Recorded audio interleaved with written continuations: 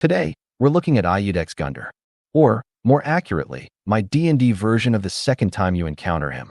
He is a boss monster in the video game Dark Souls 3. He appears once at the beginning of the game as a tutorial boss, and a second time in the late stages of the game as an optional boss. This is not entirely based on the tutorial boss version from the beginning of the game. This is based more so on the stronger, alternate version of the encounter you can find later on, in the darker version of the starting area. The first version of Gundyr is meant to introduce the player to the game. He teaches spacing, timing, aggression, and how to deal with a boss that changes partway through the fight. This version is different. This is not the test. By the time you encounter him again, the tone is different. The area is darker, the fight is faster, and Gundyr himself feels less like an introduction and more like a brutal reminder of what the player has learned. So, when I made this stat block, I was not trying to create a low-level tutorial boss. I wanted a high-level undead champion. A heavily armored polearm master with oppressive reach, punishing melee pressure, strong mobility, and a second phase where the abyss starts taking over. So, this is Iudex Gundyr as a CR 21 large undead boss. I want to note here that just because his CR is 21 doesn't necessarily mean it's going to take a super high-level party to take him down. I've seen mid-level parties take down relatively high CR monsters before, so, in my opinion, CR is less important than most make it out to be. I only care to calculate it because it affects, to hit, bonuses, certain abilities, such as parry, and any DCs that aren't intrinsically tied to an item or arbitrarily set by the creator. He is not meant to be a random encounter and not necessarily meant to be dropped into a random dungeon's hallway. This is supposed to be a major boss fight. This is the kind of creature you build an entire encounter around. At a glance, he has an armor class of 18 from plate armor, 285 hit points, and a speed of 30 feet. His strength is extremely high, his constitution is strong, and his dexterity is surprisingly solid for something wearing heavy armor and carrying a massive weapon. That matters because this is not just a slow, undead brute. He is armored, powerful, disciplined, and fast enough that the party cannot comfortably kite him forever. He has proficiency in strength, constitution, and charisma saving throws, and he has proficiency in athletics and intimidation. That fits the image I wanted. A terrifying undead champion who physically dominates the battlefield and has enough presence to feel like more than just a corpse with a weapon. He is immune to poison damage, as most undead are, and he is immune to being charmed, exhausted, and frightened. Those immunities are pretty standard for a powerful undead boss, but they also matter thematically. I didn't include stun because I feel like adding too many immunities to debilitating conditions is a lazy way of making your monsters tougher. Though, sometimes it may be required or just makes sense for it to have them. Gundyr is not a creature you scare off. He is not someone you talk down. And he is not someone that tires. When I think of him in the context of D&D, I think of the Mountain from Game of Thrones, after he was killed and resurrected. He's an undead brute, but with more mobility than the Mountain. It's not exactly a one-to-one comparison, but I hope you understand what I'm getting at. Anyways, once the fight starts, he keeps going until one side is dead or is otherwise made to retreat, likely from whoever may or may not control him. Now, before getting into his attacks, let's talk about legendary resistance. 3 times per day, if Iudex fails a saving throw, he can choose to succeed instead. That's not the flashiest feature, but for a solo boss, and most bosses of this level in general, it matters. Parties of most level groups have a lot of ways to shut down one creature. If your boss fails one bad saving throw and spends the rest of the fight stunned, banished, paralyzed, restrained, or otherwise unable to function, the encounter can collapse very quickly. Legendary resistance does not make him immune to everything, but it helps ensure the fight is not decided by one failed roll right off the rip. If the fighter is trying to knock Gundyr prone, but Gundyr is about to go right after the fighter, it might make sense for him to just take the loss and spend his movement getting up. This, of course, depends on when the condition is being placed exactly. If a marshal has more than one attack and tries knocking Gundyr prone on the first attack, it might make more sense to use a legendary resistance on that, but I think it would still feel bad to a degree. For a boss like this, that's important. But I believe the real defining feature is Abyssal Takeover. When Iudex is reduced to half his hit points or fewer, his eyes glow with a bright red intensity, and black vapors pour out from the gaps in his armor. Mechanically, this is his second phase.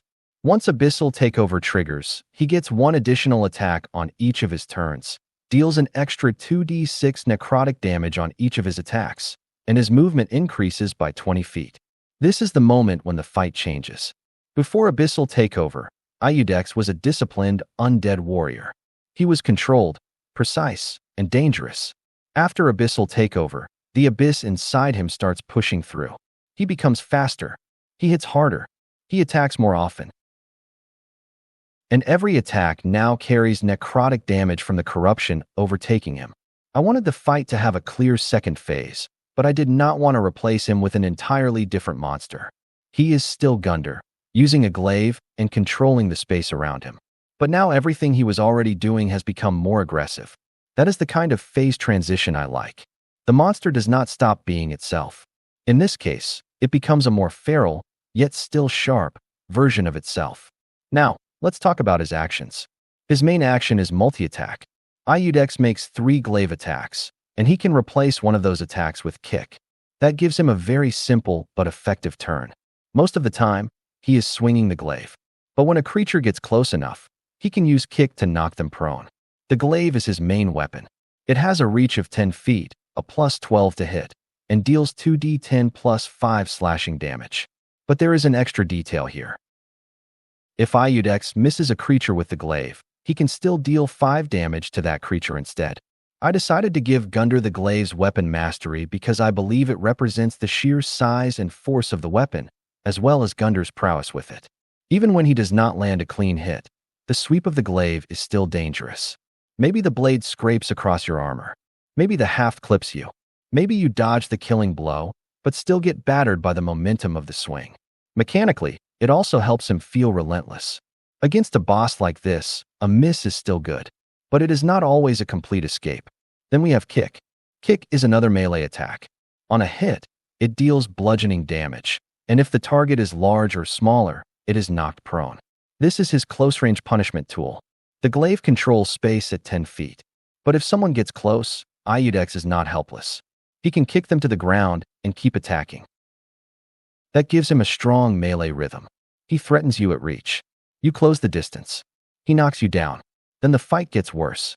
And because prone gives melee attacks within 5 feet advantage, kick can set up the rest of his attacks on the same turn, assuming he doesn't move away. That makes it simple, but very dangerous. Now, under reactions, he has Polearm Master. When a creature enters a space within 10 feet of him that he can see, Iudex makes a glaive attack against that creature. This is one of the most important parts of the stat block. With 10-foot reach and a reaction attack when enemies enter that reach, Iudex makes approaching him dangerous. That is exactly what I wanted. A polearm boss should control space. Players should not be able to casually walk up to him without thinking about the consequences. The moment they step into his reach, he can punish them. And after Abyssal Takeover, this gets even nastier because every attack deals extra necrotic damage. I was debating on adding the Sentinels feature to this to make this the ever-so-hated combination that would actually give him control of the space around him. But even at the intended party level he should be fighting, I think this might be a bit much. Perhaps I'm overthinking. Anyways, in Phase 2, entering his reach becomes even more dangerous. That is the kind of pressure this boss is built around. You are not just fighting his hit points. You are fighting his control over the battlefield. Now let's move to legendary actions. Iudex has 3 legendary actions, and these are what let him function as a solo boss. The first one is attack. Iudex moves up to his movement speed and makes 1 attack. This is very strong, but it also does exactly what the boss needs. It lets him reposition. It lets him stay active between turns. It lets him punish characters who try to kite him or spread out too much. And after Abyssal Takeover, this becomes even scarier because his movement increases by 20 feet. That means Phase 2 Iudex can cover a lot of ground. The party cannot just assume they are safe because they backed away. If he wants to close the gap, he probably can. The second legendary action is Furious Leap. Iudex leaps into the air and slams down into an unoccupied space he can see within 30 feet. Each creature within 10 feet of the space he lands in must make a strength saving throw. On a failure, they take slashing and bludgeoning damage and are knocked prone. On a success, they take half of the bludgeoning damage and are not knocked prone. This is his big spectacle move. Every boss like this needs at least one attack that changes the shape of the fight. Furious Leap lets him break out of being surrounded, crash into the backline, punish clustered players, or reposition into the middle of the battlefield. It also creates a strong visual. This huge, armored undead warrior launches himself through the air and slams down hard enough to send everyone nearby sprawling. That feels like a boss move. I also limited it, so he cannot use it again until the start of his next turn. That is important because this ability is meant to be a dramatic moment, not something he spams constantly. I've debated making it a recharge ability, but I'm not entirely sure. Let me know what you think. Then we have Shoulder Check. This is a strength saving throw against one creature within 5 feet of Iudex. On a failure, the target takes bludgeoning damage, and if it is large or smaller, it is pushed 10 feet back. This gives him a simple close-range displacement tool. Kick knocks you down. Shoulder Check moves you away. Kick is about punishment. Shoulder Check is about positioning. If someone gets too close, he can shove them back into his ideal range, break up a formation, push someone away from an ally, or set up a better angle for his glaive. It is not the flashiest legendary action, but it supports the rest of his kit really well. And that is what I like about this stat block overall. Almost everything points toward the same idea. Iudex controls space. The glaive threatens you at reach. Polearm Master punishes you for entering that reach. Kick punishes you for getting too close.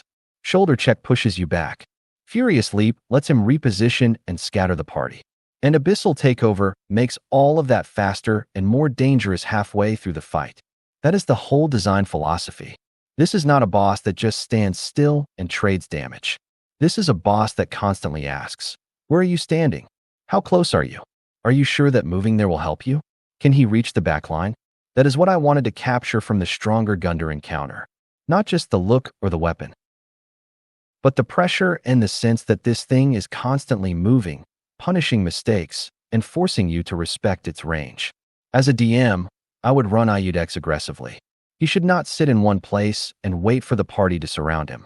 He should use his reach to threaten space, his legendary action movement to reposition, and Furious Leap to punish players who cluster together or think they are safe in the backline. In Phase 1, he should feel disciplined, dangerous, but controlled. In Phase 2, once Abyssal Takeover begins, he should feel like he is losing restraint. He moves faster. He hits harder. He crosses the battlefield more often. The party should feel like the fight has suddenly become much less stable. That phase change should be obvious at the table. Describe the red glow in his eyes, the black vapor seeping from the armor, and the way his movements become more violent or savage, yet still precise. Because that is the moment where the players should realize they are not just finishing the fight, they are entering the dangerous part. Overall, this version of Iudex Gundyr is meant to be a high-level undead boss built around reach, movement, control, and escalation. He is large. He is heavily armored and wielding a massive polearm. He punishes approach and knocks enemies down. He moves between turns. And once the abyss takes over, he becomes faster, stronger, and more aggressive. That is exactly what I wanted from him. A boss that feels like a test of positioning, a punishment for mistakes, and a brutal second encounter with a warrior who should have stayed buried. If you enjoyed this D&D conversion of Dark Souls 3's Iudex Gundyr, consider leaving a like and subscribe to see future content. I've made many stat blocks based on creatures and characters from the Dark Souls Trilogy, Elden Ring, and Elden Ring, Nightreign, and I look forward to sharing them and other stat blocks with you. Have a wonderful day.